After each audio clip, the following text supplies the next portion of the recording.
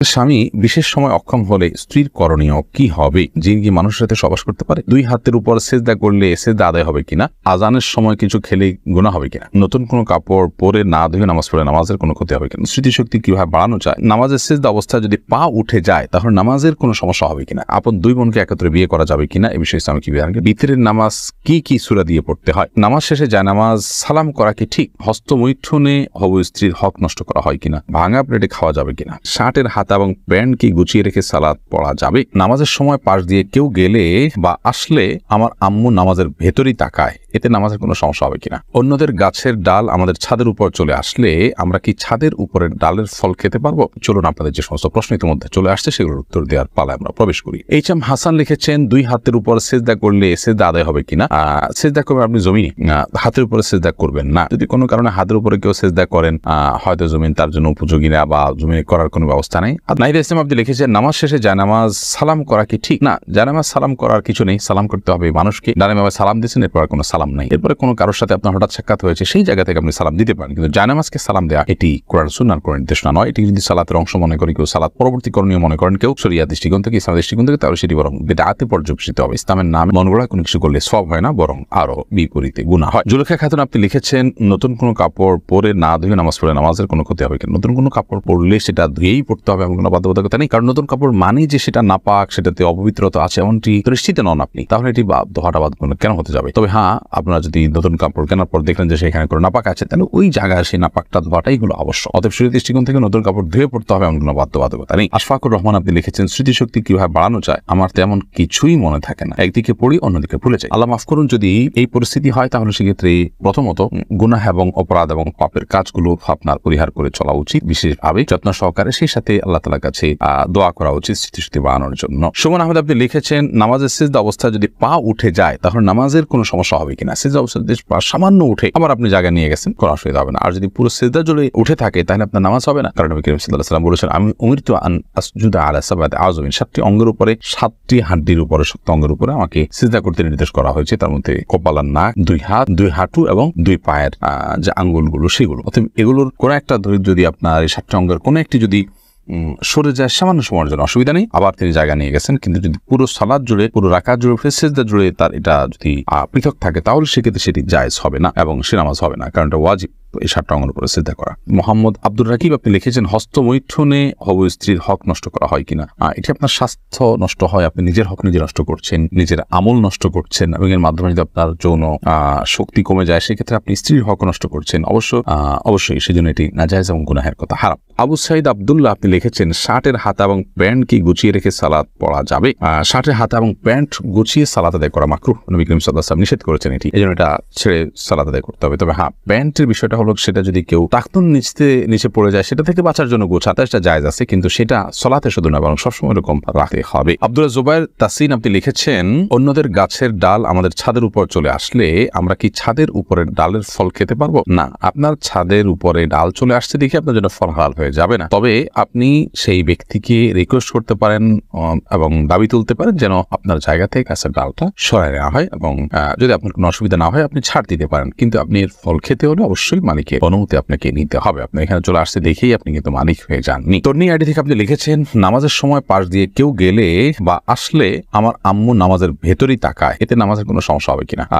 না, অবশ্যই তার দিকে তাকানো উচিত নয়, কারণ সালাতরত অবস্থায় কেউ যাচ্ছে তার দিকে আপনি তাকানোটা আপনার সালাতের যে খুশু এবং ক্ষুদ্র তার বর খেলাফ হয়। বাট যেটি করা উচিত সেটি হলো, নবী আলাইহিস সালাম বলেছেন, তোমার সালাতের সামনে যদি কেউ যায় তাহলে সেক্ষেত্রে তাকে বাধা দাও। কোন বর্ণনা আছে তাকে তার সাথে লড়াই লিপ্ত হয়, কারণ সে শয়তান, কারণ সে তোমার মনোযোগকে নষ্ট করছে, তোমার সালাতের এরিয়ার মধ্যে এসে সে তোমার দৃষ্টিকে আকর্ষণ করে ফেলছে এবং মনোযোগে ব্যাঘাত সৃষ্টি করছে, এই জন্য তাকে বাধা দিতে বলা হয়েছে।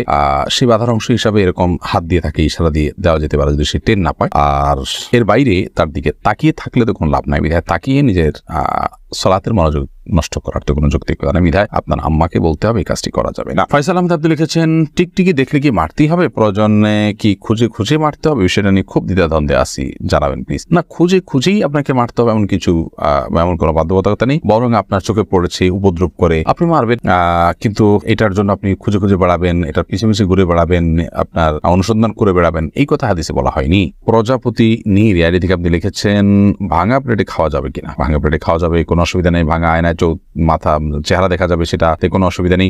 আমরা অনেকে মনে করি ভাঙা প্লেটে খাওয়া যাবে না, ভাঙা আয়নায় চেহারা দেখা যাবে না। এটা নিছকই আমাদের সামাজিক কুসংস্কার। ভাঙা প্লেটে ভাঙা অংশে জীবাণু থাকতে পারে, সেজন্য আপনি ওইটাতে খেলে অস্বাস্থ্যকর হতে পারে, সেটা তো আপনার একান্ত স্বাস্থ্যগত বিষয়, বাট সেটাও তো নিশ্চিত নয়। বিধায় ভাঙা প্লেটে খেলে যে গুনাহ হয়ে যাবে বা নাজায়েজ হবে সেরকম নয়, এবং ভাঙা আয়নায় চেহারা দেখলে কোনো অসুবিধা হবে না।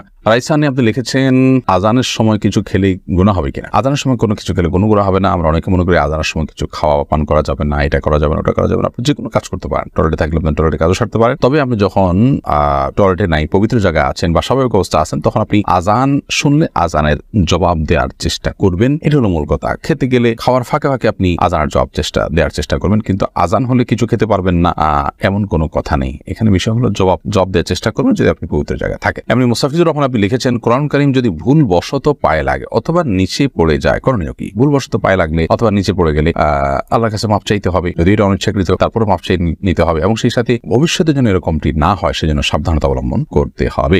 এর কারণে আপনার বিশেষ কোনো কাফারা নাই। আমরা ছোটবেলা থেকে যে সমস্ত কথা শুনে আসছি যে এর কারণে এত কেজি লবণ দিতে হবে, চাল দিতে হবে গরিবকে ইত্যাদি, কিন্তু আমাদের নিজেদের মন গড়া নানান কথাবার্তা। মূলত যদি পড়ে যায় ইচ্ছাকৃত নয় বরং ভুলে পড়ে গেছে, তাহলে সেক্ষেত্রে সেটার কারণে আপনার বিশেষ কোনো করণীয় নাই, সামনে থেকে সাবধানতা অবলম্বন করতে হবে, এবং যেটি হয়ে গেছে আল্লাহ কোরআনের প্রতি অনিচ্ছাকৃত তার জন্য আল্লাহর কাছে মাপ চাইতে হবে। লাইলা নূর কদর এআইডি থেকে লিখেছেন স্বামী সিগারেট খেলে ওয়াইফের করণীয় কি? ওয়াইফ তাকে বোঝাবেন, যথাসম্ভব নিজে না পারলে অন্য কাউকে দিয়ে বোঝাবেন, আল্লাহর কাছে দোয়া করবেন, তারপর তিনি যদি ফিরে না আসেন একান্ত তার গুনাহ হবে, ওয়াইফ অন্তত দায় মুক্ত হলেন। মোহাম্মদ আরিফ রহমান আপনি লিখেছেন আপন দুই বোনকে একত্রে বিয়ে করা যাবে কিনা, এই বিষয়ে ইসলামিক বিধানকে সম্পূর্ণ হারাম। আপন দুই বোনকে একসাথে বিয়ে করা যাবে না, এমনকি পৃথক করে বিয়ে করা যাবে না। এক বোন স্ত্রী থাকার সময় অন্য বোনকে বিয়ে করা যাবে না, অর্থাৎ এট এ টাইম দুজন বোন কারোর স্ত্রী হতে পারেন না, এটি হারাম। শুধু এটি নয়, এমন দুজন নারীকে একসাথে স্ত্রী হিসেবে রাখা যাবে না যেই দুজন নারীর একজন পুরুষ হলে আরেকজনের সাথে তাদের নিজেদের বিয়ে জায়েজ হতো না, এরকম সম্পর্কের দুজন নারীকে একসাথে স্ত্রী হিসাবে রাখা জায়েজ নয়। হ্যাঁ, একজনকে বিয়ে করেছেন, তার সাথে বিচ্ছেদ হলো বা তিনি মারা গেলেন, তারপর অন্যজনকে বিয়ে করেছেন, তারপর সেটি জায়েজ। এরপরে মোহাম্মদ বেলাল হোসেন লিখেছেন জিন কি মানুষের সাথে সবাস করতে পারে? জিন মানুষের স্ত্রী মিলনে মানুষের সাথে সামিল হতে পারে বলে বিভিন্ন বর্ণনা থেকে বোঝা যায়। বিশেষ করে যখন বিসমিল্লাহ কেউ পাঠ না করে তখন জিন সেখানে সামিল, খুব ভয়াবহ কথা অবশ্য। তো এই জন্য মুসলমান সব ক্ষেত্রেই, শুধু এটি নয়, আপনার খাওয়া দাওয়াতে জিন সামিল হতে পারে, ঘুমের সময়, বাসা প্রবেশের সময় তার সাথে প্রবেশ করতে পারে। এই জন্য বাসা প্রবেশের সময়, খাওয়ার পান করার সময় এবং স্ত্রী মিলনের সময় সবগুলোতে বিসমিল্লাহ বলতে হয়। বিসমিল্লাহ বললে শয়তান আর সেখানে অংশগ্রহণের কোনো সুযোগ পায় না। এছাড়া ডানায়ারি থেকে আপনি লিখেছেন স্বামী বিশেষ সময় অক্ষম হলে স্ত্রীর করণীয় কি হবে?